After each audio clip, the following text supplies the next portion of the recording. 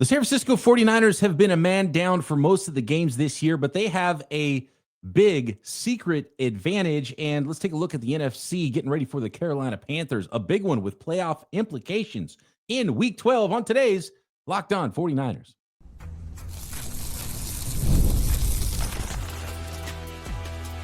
You are Locked On 49ers, your daily San Francisco 49ers podcast, part of the Locked On Podcast Network, your team every day.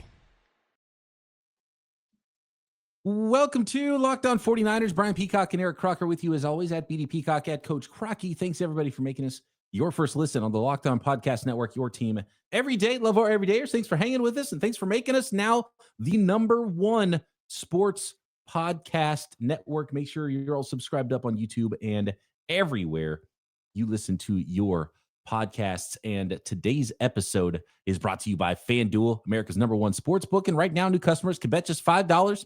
And if your bet wins, you'll get $300 in bonus bets to use across the FanDuel app. And now let's bring on today's guest. Nick Winkler, come on down. Can't believe it. Wink, what's happening? It was a big blowout victory for the San Francisco 49ers in Week 11 against the Arizona Cardinals. I'm sure you're feeling good as the voice of the fan. If those of you don't know, when Nick's on the show, he is the voice of the fan. So he speaks for everyone, 100% of the 49ers fans out there. So if you don't like it, hit him up at Bay Area Wink. And my former radio colleague, if you don't know who Nick Winkler is, and we used to do a podcast way back in the day before I even started doing Locked On 49ers, which was all the way back in 2017. I got hired here just before Kyle Shanahan and John Lynch got hired to run the San Francisco 49ers. So I predate the Shanahan-Lynch era. By the way, I came in on the heels of the Chip Kelly era. Turns out, guys, Chip Kelly, still not a good NFL coach, as witnessed by his work with that fantastic Raiders offense. Oh, real quick. Can I talk about how maybe I'm the idiot, but I took the carries for the young running back. Oh, Ashton Jeanty. That's hard to run when you're behind. I took his carries. No, they had chances, but literally anybody else that took his carries, they probably were seeing the same thing as I was. Let's start with Geno Smith. Geno Smith had 19 passing attempts. Jeanty, 2 carries in the first half. And about 15 play actions. I talk about being sick and wanting to fire Chip Kelly, and I'm not even a Raider fan. Wink, as a 49ers, look, coaching is the theme for this first segment here because Kyle Shanahan spoke about something that we haven't really talked about here. And Wink, as a fan, you've been to multiple games this year and seeing how many fans were at the Arizona Cardinals. It was all red. Mm-hmm. The Cardinals wear red too, I know, but sure. 100% red in the stands. They weren't all 49ers fans, but there was a lot of 49ers fans. And Kyle Shanahan talked about it after the game, and I think sort of a late game ball should go out to the 49ers faithful, all the fans that show up to all the away games. It's the reason that I love doing this show, and I love covering the 49ers because it's such a huge fan base. It's a global fan base, not only a national fan base, and there's 49ers fans everywhere. And it's an away field advantage that the 49ers have cultivated here. And Kyle Shanahan had talked about it. He said, it's so nice to be able to go have a road game and not have to go on a silent count. And we've seen times when the home team had to go to a silent count because there's so many 49ers fans in the stands, in Arizona, in LA, in so many away games. And so delayed game ball and probably long-deserved game ball to the 49ers fans. So, Wink, I know as the voice of the fan here on Locked On 49ers, you would agree to that. Yeah, 100%. I mean, actually, I watched this game. My buddy Ruben was having a watch party at Senior Sissig there in Thrive City over the weekend, and they actually had the game on the big screen right outside Chase Center. And so there's quite a few people out there watching and following along. So it was really cool to interact with a bunch of different people and chatting with them. And we were saying the same thing about the stands. I mean, one woman didn't really know what she was talking about. She's like, look, everyone's wearing red. They're all Niner fans. It's like, they're the Cardinals also. But every time they cut to like a scene of the crowd, even if it was the Cardinals doing something good, you saw one Cardinals fan and then you look behind them and there's just a bunch of Niner fans back there. So they travel well. We always do, faithful. That's why we love you guys so much. That's why, we keep you in the heart because, hey, bang, bang, faithful. I love it. You guys make me so proud. It feels like the more we hear about how well the 49ers travel, is almost like an incentive for fans to continue to travel or even travel more to games. I mean, I went to the Tampa Bay game, and obviously that didn't work out the way the 49ers wanted to, but I thought there were a ton of fans all the way in Florida for the cheering for the 49ers. So the more you kind of get this, let's say, I think it's the Buffalo Bills. Aren't they the ones who obviously they do all the crazy stuff jumping on the tables, but I think they donate money. Isn't it The them? Bills Mafia. Yeah. Bills Mafia. Yeah. But it's like the more people talk about, oh man, like they're so amazing, they donate money. I think it makes other fans of that fan base want to donate money as well. They do it to charities, they do it to people in need. I mean, it's an awesome thing that they do. But I feel like once you start getting this tag of, I think I want to say it was the Ricky Jackson Dart talking about the 49er fans and how weird that was, that there were so many 49er fans. I think the 49er fan base is really embracing that. Absolutely. It's phenomenal stuff there. And that's a good idea about donating. As the voice of the fan, maybe Nick Winkler should donate a whole lot of money to every 49ers win. Let's do it. Hey, I'll match whatever anybody out there wants to do as long as $10 is the cap. Yeah, and drop in the comments on YouTube if you know of a good 49ers. There's a lot of good 49ers charities out there. If you have any favorites, and let the fans know. We'll let the fans know about it as well. I think there's a 49er charity called Stag High School Football or something like that. That's right. There is that one. It's a nonprofit, and help out a young coach. Man, 8 straight. That's an accomplishment in your first year as head coach, Croc. 8 straight wins at Stag High in Stockton, California. That's fantastic stuff. I want to highlight how good of a job Kyle Shanahan's doing coaching the San Francisco 49ers, because the 49ers have had so many injuries this year, and there's new players filling in all the time. We talked about it this week. You got Bethune. You got another kicker coming in. It'll be the 3rd kicker this year for the 49ers with the injury to Eddie Pinheiro. And the fact that the 49ers, when you see a team like the Arizona Cardinals, like they can barely even get lined up. All of a sudden they have a bunch of injuries, right? And it really makes you appreciate how good of a job Kyle Shanahan's done, not even to be competitive and win a lot of football games, but to not go out there and have a game where guys don't even know where to go and you have 17 penalties. I mean, that just points to coaching right there. So just keeping the team on track and being able to go out there and line up in some ways shows how good of a football coach Kyle Shanahan is compared to some of the contemporaries out there.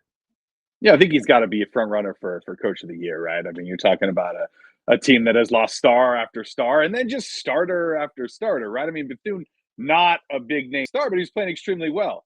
He goes out, Curtis Robinson jumps right in and looks, like they didn't really miss too much of a beat there. So it says a lot about these guys, especially about Kyle and what he's done as the 49ers coach. And man, guys, you mentioned the injuries. Like our buddy Lou, who's in the Oblong League, he sent out a text just saying, like, guys, are we numb yet to the Monday morning 49ers injury report? Because it just feels like every single week you look at it and you're like, all right, who's on there? All right, how long are they out for? Because it's going to be filled with somebody who's important, because it has been every week, man. It's brutal. It's brutal.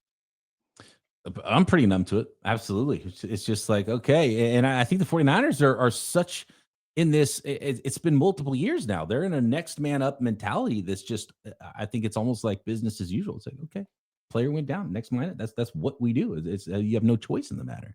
So I think 49ers fans, I think 49ers players, I just think that's the mentality now, and you're ready for it, and you go to work. So I want to talk about the 49ers in the NFC, where the Panthers are, where the 49ers are, and we got some new percentages for what the likelihood of being a playoff team for the 49ers and being the winner of the West for the 49ers, and what that Rams Seahawks game did to skew those percentages.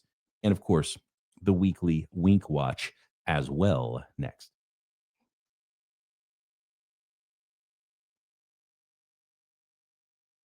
Today's show is brought to you by our friends over there at Peloton. Look, folks, it's time to break through the busiest time of the year with a brand new Peloton cross-training Tread Plus that's powered by Peloton IQ. It's Peloton's most elevated technology and equipment yet that gives you real-time guidance, and it gives you endless ways to move, whether you want to work out by yourself or if you want to work out with your favorite instructor, like my personal favorite, Alex Toussaint. He always gets me fired up to tackle the day. And the thing I like about Peloton, it helps me achieve more in less times. They have features that help you plan, stay motivated, track your progress, and Peloton IQ also provides personalized workout plans and recommendations. That's something that I use right now during the busiest time of the year covering the NFL. They plan my workouts for me based on my mood, my vibe, and also my favorite instructors. So make sure you check it out and use it because it also helps you correct your form in real time, and it maximizes your reps. It counts your reps so that you can do it smarter, safer, and more efficient. Let yourself run, lift, flex, push, and go. Explore the new Peloton cross-training Tread Plus at onepeloton.com. Take this opportunity to let the folks out there know about my new favorite jeans, my Doer jeans. I got the performance denim that are great for any occasion. I got asked in the chat in our last episode if I play softball in my Doer jeans. I don't play softball in my jeans. It's about the only thing I don't do in my Doers. I did in my first ever appearance playing slow pitch softball in my life. I was wearing jeans and Doc Martens, by the way, because I was just in the stands watching my buddy play. They needed an extra guy. So I went out there. I went yard in my jeans. I can imagine what I could do in my Doer jeans. I could absolutely play in them because they have the classic jeanswear style with the combination and comfort of performance you get from athletic wear. And by the way, not only are the pants phenomenal at Doer, Croc, they got fantastic shirts as well. I love the shirts, right? And it's hard to find, especially for me. At this age, I'm a little bit more skinny fat. So you don't want a shirt that's too tight, that's kind of revealing some of your soft areas, but you don't want one that's too loose to where now it's like, it's not really a good fit. Doer has the perfect cut that's for an athletic fit guy or, whatever build you are. And it has like that cut at the bottom. So it's not just a straight, around your waist bottom. It's like, it has that nice cut to it. That's literally one of my favorite shirts that they sent to us. I went out and ordered more. So I have white and I have black as well. And you can try it on for yourself at the new store in Hayes Valley, 567 Hayes Street. Pick up a pair, or they're awesome, an amazing holiday gift as well. And mention our promo code in store, LockedOnSF, to get 15% off your first order, or go check them out online, shopdoer, DUER.com/LockedOnSF for 15% off. That's shopdoer.com/LockedOnSF.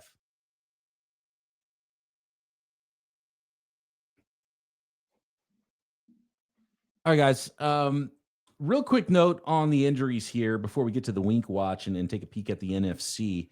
One of our listeners, Croc, do you have the tweet up? One of our listeners asked us, was talking about the Aiyuk thing, and he caught something from Kyle Shanahan's comments about Brandon Aiyuk and when he might be back, because it's still a big gray area, and it sounded like the 49ers might have expected that he would be back yet.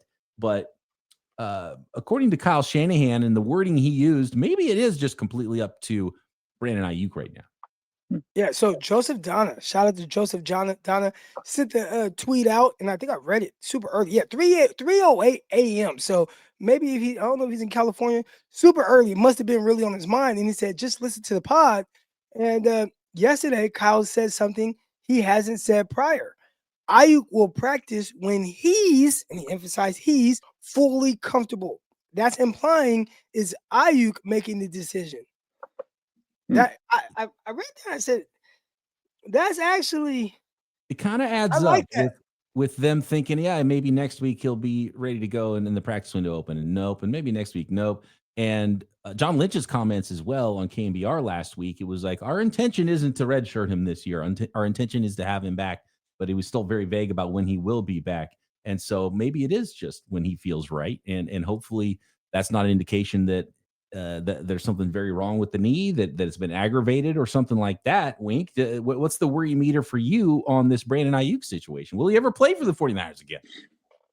This season, I'm not totally sure. I mean, athletes got to be able to trust it, right? You talk about a knee injury that was very serious. It caused him to miss all this time. And if he comes back, he's got to be able to trust that if he cuts on it, it's going to support him. It's not just going to give out. And psychologically, he doesn't feel that it is. Even if it structurally is, if he doesn't believe it in his mind and in his heart, he's not going to be ready to play football. So you can fully understand saying something like this, because the Kyle's probably like, look, practice tomorrow if he told us he could practice tomorrow, but he's not out here. So you kind of got to trust an athlete in something like that. And when he went out late last year, I was like, wow, we might not even have him coming year. I didn't draft him in any fantasy league for that very reason, where I'm like, even when he does come back, it might take a couple of weeks before he gets back up to speed. And I'm worried that we'll see Brandon Aiyuk at all this season. And it was a good point as well in the tweet about DeMarvion Overshown for the Cowboys, who made his return on Monday Night Football after he had last year, December 10th, I think it was. He had a torn ACL, MCL, and PCL injury. So, the trifecta of knee ligaments, but he's back already. But he did have a really bulky knee brace on. And so, if you're a wide receiver and it's a little bit more predicated on speed and athleticism there, can you even run routes properly if you have some big bulky knee brace on? And so it's probably a different proposition for, a linebacker, a front seven player, or an offensive lineman versus a wide receiver or a corner coming back and feeling comfortable on that knee. And the Niners kind of went through this to a lesser degree with Ricky Pearsall this season, right? Because Ricky Pearsall was the one that kind of broke the news on his own knee, because it sounded like, it's not a big deal. He'll be back. Maybe it's week to week or day to day or whatever with a PCL injury. And he's like, it feels loose in my knee. This is not good. And all of a sudden turns out, he was out for 5-6 weeks or whatever it was. So you got to trust it at wide receiver. And so that's probably where we're at. And when Brandon Aiyuk's ready, it sounds like he'll be the one to make the call when he's going to come back. And you hope it's not more than just him, him recovering and rehabbing that knee. Wink. If we hear any frustration in, whether it's Kyle Shanahan, John Lynch, yeah, I feel like there's always this little something when it comes to Brandon Aiyuk. Yeah. And I've been a big defender of him, especially when he was trying to get, his large contract. I don't want to say he's being a diva. You got to look out for your best interest. But there's always just a little something there that kind of gets under the skin of Kyle Shanahan and John Lynch. You're not wrong. Definitely. There is some weirdness there. Wink, let's talk special teams. What's in the Wink watch? Because obviously the game started off with a bang with the Skyy Moore 98-yard return. Couldn't quite house it. But something you haven't seen a lot from the 49ers. And then obviously the Eddie Pinheiro hamstring injury is a big one as well. Yeah, I mean, last week on the show, I said, hey, let's get a good kick return. Hey, maybe even a turnover or something. These things we haven't done most of the season. So right out of the gate, when Skyy Moore breaks that, it's just like, what's happening? There's got to be a flag, right? As a fan, you're can't do that. You're used to that, right? Like, when was the last touchdown? Was it Ted Ginn? Like, was it that long ago that the 49ers had a kick return for a touchdown? Because I honestly don't know, because it's been so long. But we went over it. I think it might have been Ted Ginn, because it's been a long time. Doesn't surprise me. It's been a really, really long time. So Pinheiro obviously had some trouble there with the PATs. It's kind of been his thing on the season. Never missed a field goal. So I was terrified when he got that kick blocked and then he picked it up and he started running around with it. I'm around a bunch of people and I'm yelling, Eddie, get down, Eddie. I'm just yelling because the last thing I wanted was for him to get hurt. And here we are, Eddie Pinheiro hurt. I'm trying more kickers, right? I mean, it's been rough for the 49ers in every aspect of staying healthy. Eddie Pinheiro now kind of again, you feel numb to these kinds of things, right? Because they keep happening over and over and over. But he's kind of the last guy you expected to get hurt for the 49ers. So it's a big bummer.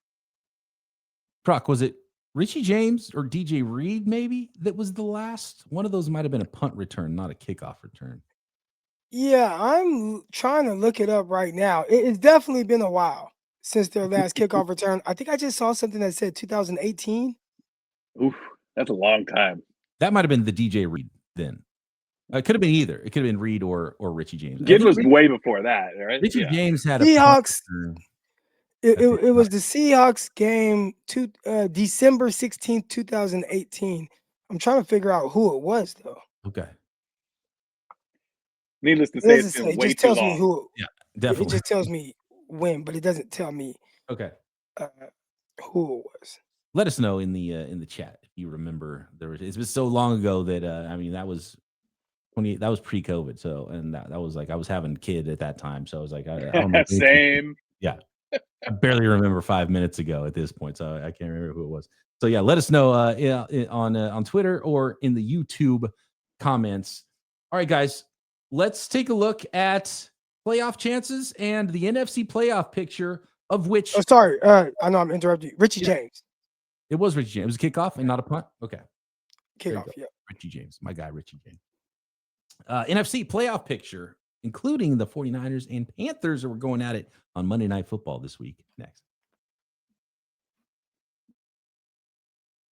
This episode of Locked On 49ers brought to you by FanDuel, America's #1 sports book. Of course, you can bet on NFL games, weekly lines. They're all up at FanDuel all the way through week 18. You can find NFL draft props if you're into that.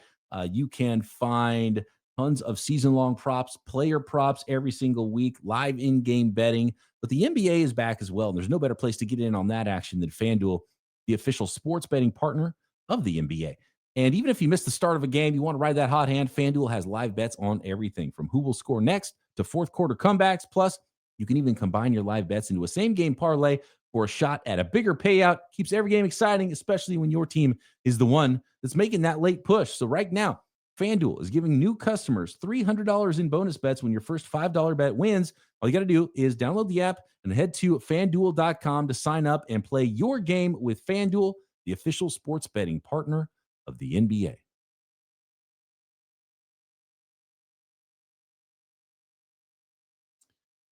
All right, guys, let's take a look at the NFC. And somehow the Carolina Panthers, who I did not expect to be in this situation, are now 6-5. And they are right there behind the San Francisco 49ers in a position to potentially win themselves a playoff berth.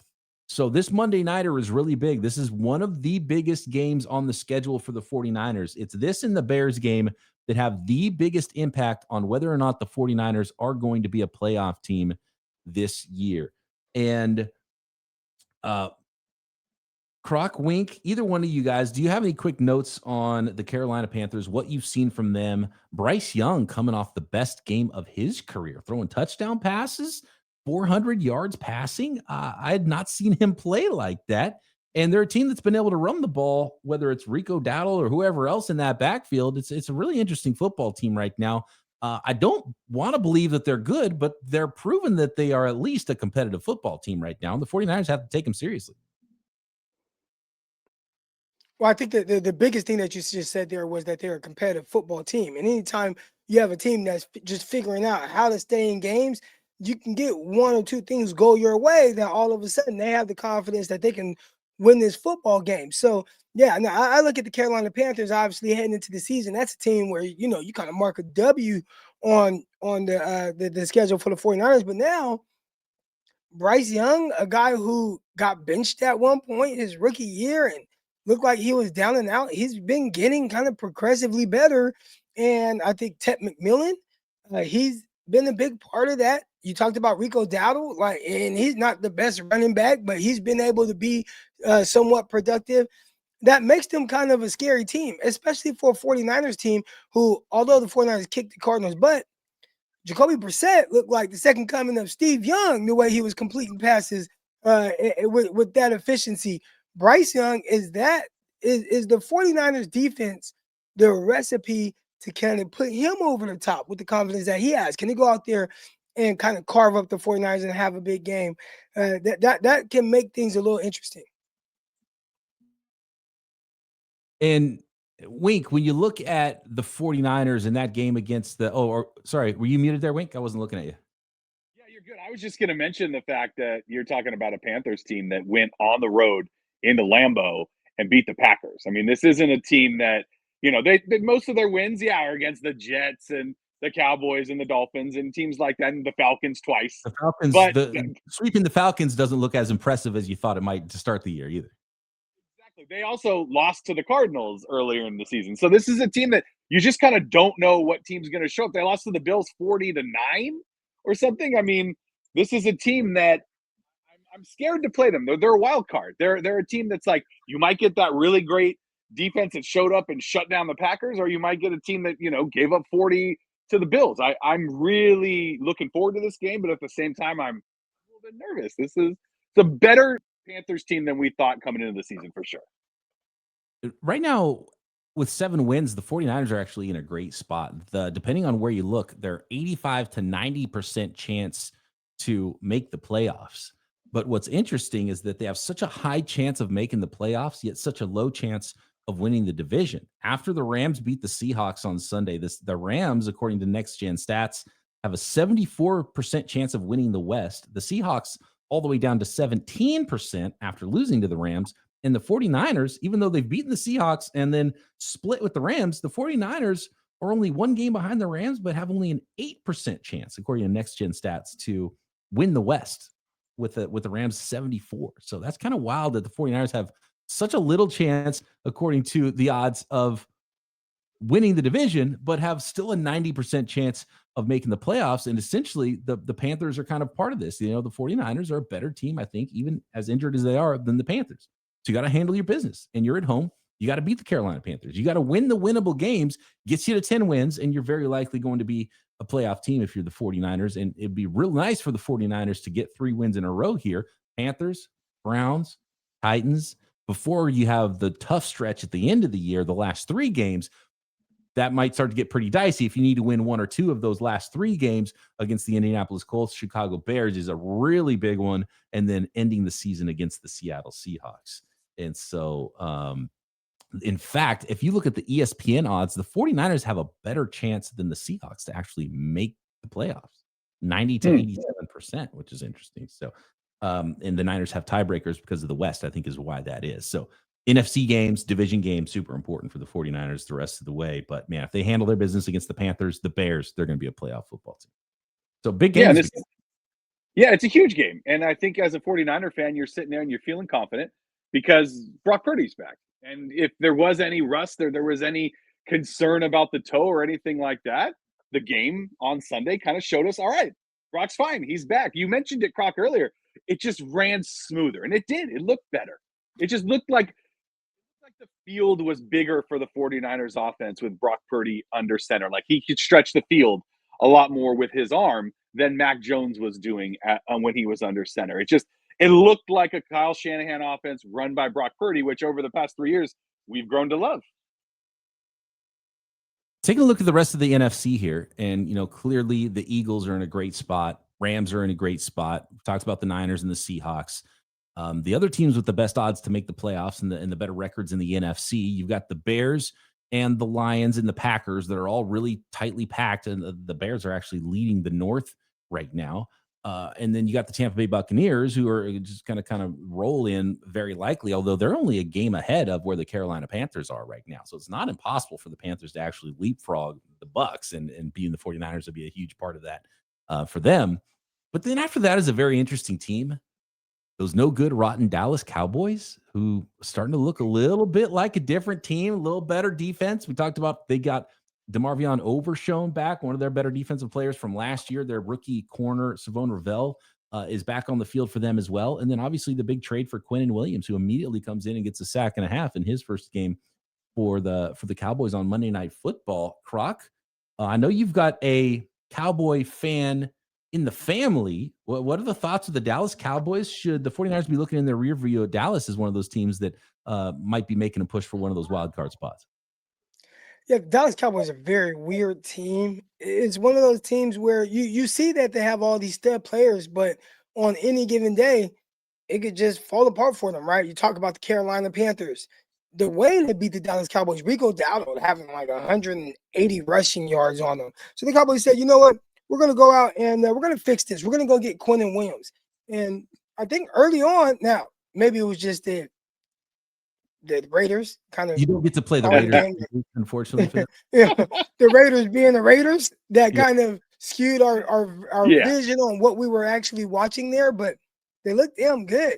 Raiders looked kind of like they didn't really care to be out there. Terrible tackling on George Pickens all night long. Guys running free, wide open. So maybe you can't count that game. But I'm curious to see what the Cowboys look like in the next game, because that might tell us a little bit more if it's real or if it's fake. But when you have Dak Prescott, I think he's a terrific quarterback, and you have those weapons. You kind of always have one eye on them and see what they're going to be looking like towards the end of the season. It was more fun when the Cowboys were just awful and had the second worst defense in the league, because you can't have the worst defense in the league when the Cincinnati Bengals right now have a historically bad defense. It's the worst defense that's been fielded in the NFL since any of us have been alive. Like, it is every week their defense is so bad that they have to go further back. They're like, well, it's the worst defense since 1978. Now it's the worst defense since 1950. That's what the Cincinnati Bengals are doing. And it was the Dallas Cowboys that was the 31st best defense in the league, but they're climbing. They looked a lot more competitive, and obviously Dak can put some points on the board with some of their weapons there. Wink, do you have a specific team that worries you the most out of the NFC? Yeah, it's probably the Eagles, right? I mean, you're talking about a team that has looked pretty bad on offense, and is still sitting at 8-2. You're talking about a team that is the defending Super Bowl champions. They keep finding a way to win. That defense is very legit. So for me, they're probably my biggest concern. And then, I hate to say it, but it's probably the Rams. I mean, the Rams have looked really, really good. Their 2 losses could easily have been wins, and they could be an undefeated football team right now. So those 2, I think, are the tops, and probably in the NFL. Probably just of everybody, period. I think they're sitting 1 and 2 overall. A team that scares me, it has to be the Seahawks. I mean, for you to turn the ball over at that rate 4 times. Was it 5? 4 picks. Yeah, you're right. You're right. You know, when you see that and they're like, hey, this is as bad as our quarterback will play, and they still have a chance to win against a very quality team, those are the things that kind of scare me, because I'm like, dang, well, what if they just play halfway decent? Do they walk away with that game easily because their defense maybe played so well? And that's the one thing that a team can have an advantage on the 49ers. If your offense, if your defense plays like that against the Niners, to where, you know what, hey, we're going to kind of stifle the Niners a little bit. 49ers defense can't really stop a nosebleed right now. Like, that scares me. So a team like the Seahawks, that can worry me a little bit, unless you're going to tell me that Sam Darnold's going to throw 5 interceptions against the 49ers as well. Right? I mean, you're talking about a Rams and Seahawks team right now. Their point differential on the season is both, one's 100 and the other is 101. I mean, those are the 2 best in the NFL right after the Colts. So these are teams that put up a lot of points. And that's why the Eagles worry me so much, is if they figure it out, if they find a way to start getting A.J. Brown involved and they start actually rushing the ball well with Saquon Barkley, now you're talking about probably the best defense in football putting up some offense. So, I mean, I think the top 3 or 4 teams might all be in the NFC right now. The scenario that worries me is that there's so many good teams and then so many bad teams in the NFC. The AFC is just wide open. Everyone's just kind of the same, I feel like. But the NFC, there's clearly some good teams, and then, you know, there's some bad teams. But there's enough good teams with enough good records that what if the 49ers pull it off? And when I say pull it off, they get to the point where we've been talking about, okay, got to get to 10 wins. They get to 10 wins, and they still don't get in because there's a bunch of other teams. And so that's why those NFC games are important. Like, if you lose to the Panthers and lose to the Bears and the Seahawks, but then win the AFC games, well, maybe you don't have enough NFC wins anymore, and you might lose a 10-win tiebreaker if there's a bunch of teams, because all 3 of those NFC North teams could get to 10 wins. You know, the Panthers, if they beat the Niners, they would only need 3 more the rest of the way. They could get to 10 wins potentially. And if, you know, maybe there's maybe it's the Bucks that are, maybe that they win the South, and it's the Bucks who have the tiebreaker over the 49ers. Right. And so you don't want to be sitting there worried about tiebreakers if you're the 49ers, especially with 9 wins. So you gotta handle your own business, and you certainly got to beat the Panthers. That's a big one, and handle your business the rest of the way. So it's going to be fun. And I think it's going to be a good game on Monday Night Football. And Wink, I appreciate you jumping on with us as you do every single week. And I appreciate all the listeners out there making us your first listen of the day and helping make us making the entire Locked On Network the #1 sports podcast network. Back tomorrow, crossover time with Julian Council of Locked On Panthers. Talk to you then right here, Locked On 49ers. Ooh. Can't believe it.